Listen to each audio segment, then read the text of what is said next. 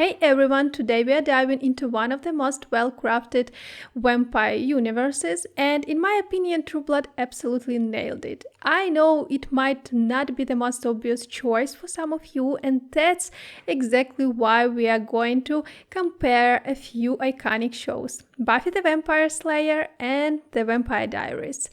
We'll explore character archetypes focused only on TV shows. No books, just what we saw on screen. I hope you are open-minded enough for this journey. Let's get started. I think I'm in love with both of you.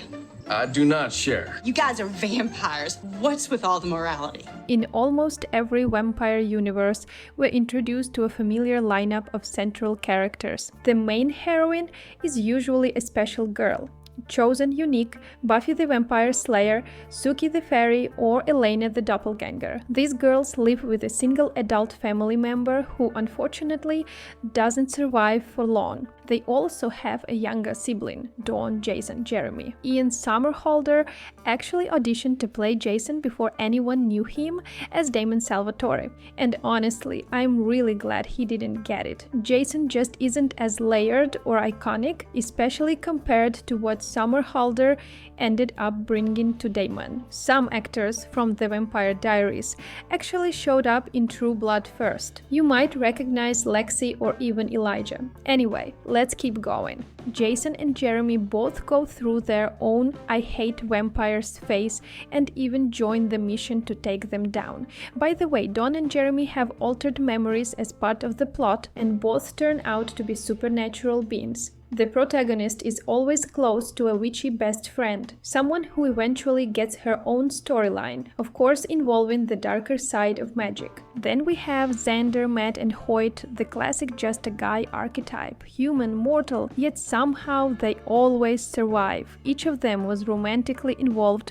with a supernatural girl, Anya the demon, Caroline the vampire, Jessica the vampire. In all of these shows, werewolves are part of the supernatural mythology. Each one includes a bad wolf girl character who plays a significant role in the plot. However, the wolf theme wasn't fully explored in Buffy, whereas True Blood and The Vampire Diaries showed how vampires controlled them. In True Blood, vampires used blood to keep power over werewolves, creating dependency. In The Vampire Diaries, Klaus used his blood to turn werewolves into hybrids and establish a sire bond over them.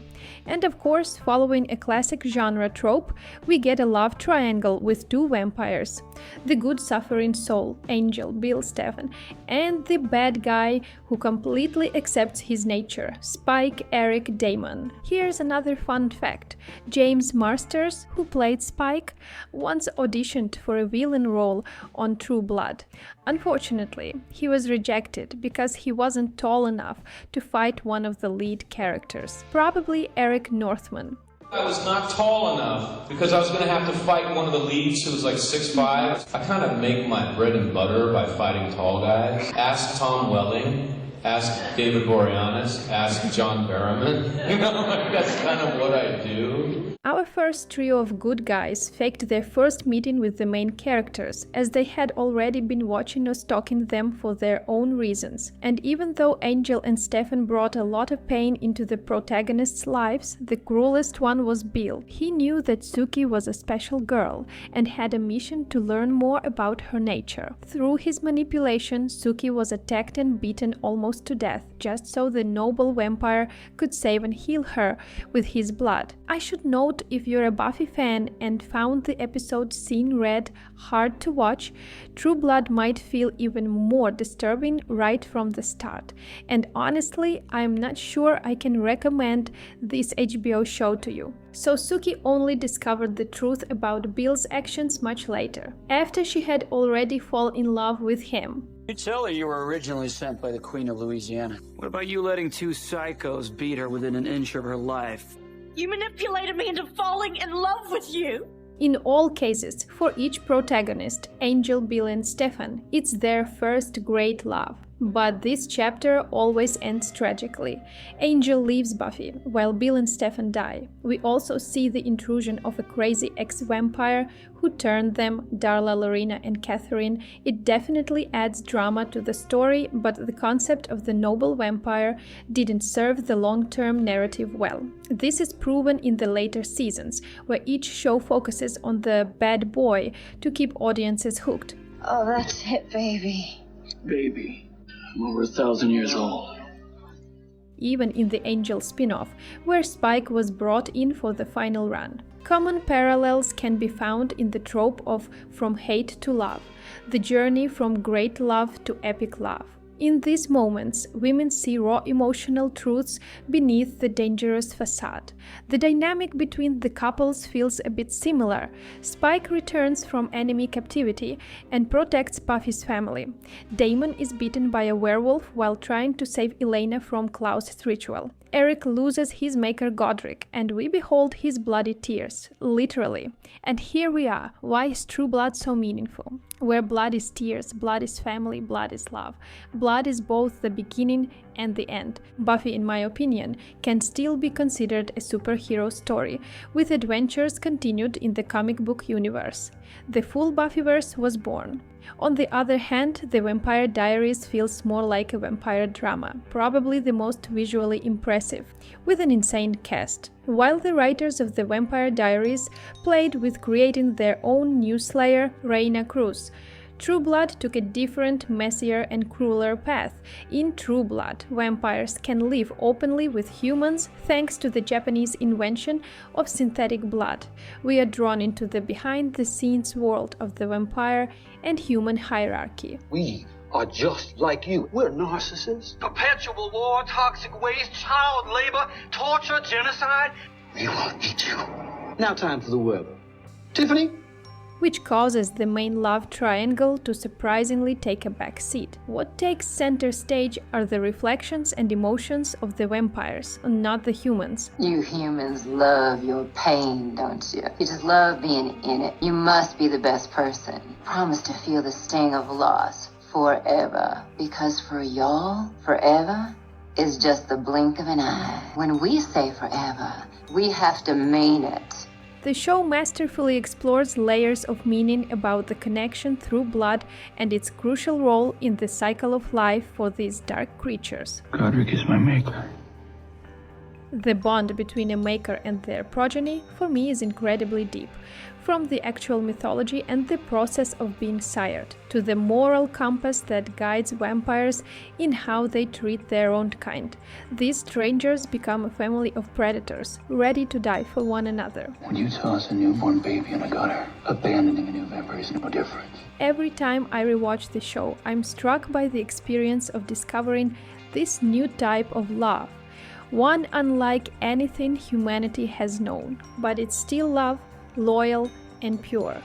Vater, bruder, son.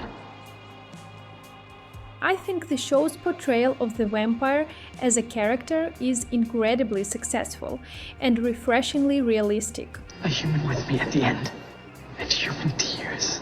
2,000 years, and I can still be surprised. In this I see God. We're no longer stuck with the overused mythology of a vampire without a soul or turned off from humanity. Instead, we get to see an ancient being who defines their own code. That's exactly how I imagine a mythical creature that's lived for hundreds or even thousands of years. They don't categorize romantic attraction based on orientation. They see deeper, into essence and connection, and that's something beautiful and profoundly truthful. There are so many storylines in this show that can absolutely crush you, like the relationship between Eric and his progeny Pam. Their story deserves all your attention. Once a Viking and a madam of a brothel, now everything to each other simply because they chose to be. I love the fact that by the end of the series, they're still side by side, such an iconic duo. I'm a Republican. Of all the horrible things I've seen in the last 100 years, this could be the most disturbing. Or Eric and his sister Nora, another epic story that overcame the challenge of faith. Friend of yours? That's my sister. Actually, Nora was a member of a supernatural cult where a group of powerful vampires followed their own dubious mission. Yet Nora never betrayed her brother. On the scale of Vamp Church and family, there were so many uncertainty and internal conflicts. True Blood is absolutely underrated in this aspect. Oh, thank you.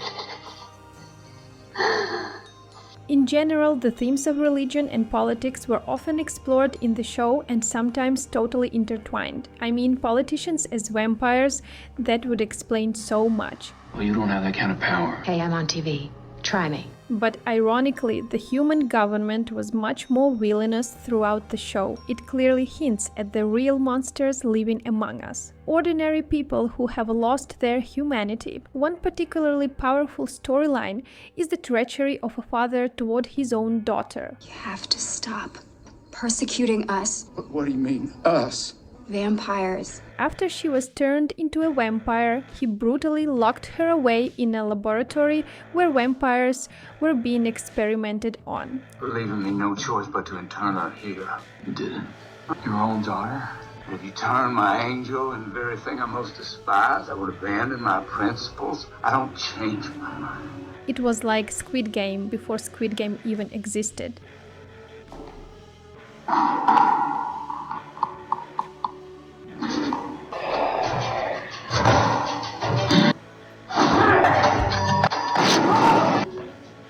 Meanwhile, other vampires were fighting to save their families from that very place. I'm looking for a vampire by the name of Pamela Swinford de Beaufort. Has anyone seen my friend Pam? I'm convinced that True Blood is more impressive not because of its mythology, but because of its philosophical depth. That's why I really hope you'll see this show not as a typical vampire love story, but as a truly meaningful, mature, and sadly cruel world. Open aggression against humans, that's insane. It's Texas. So leave a comment and let me know what's your favorite vampire universe. It's probably a more popular show than True Blood, but why exactly? Do you prefer the mythology and drama, or like me, do you appreciate the realistic portrayal of vampires in True Blood? Anyway, that's all for today. Don't forget to like this video and subscribe to the channel.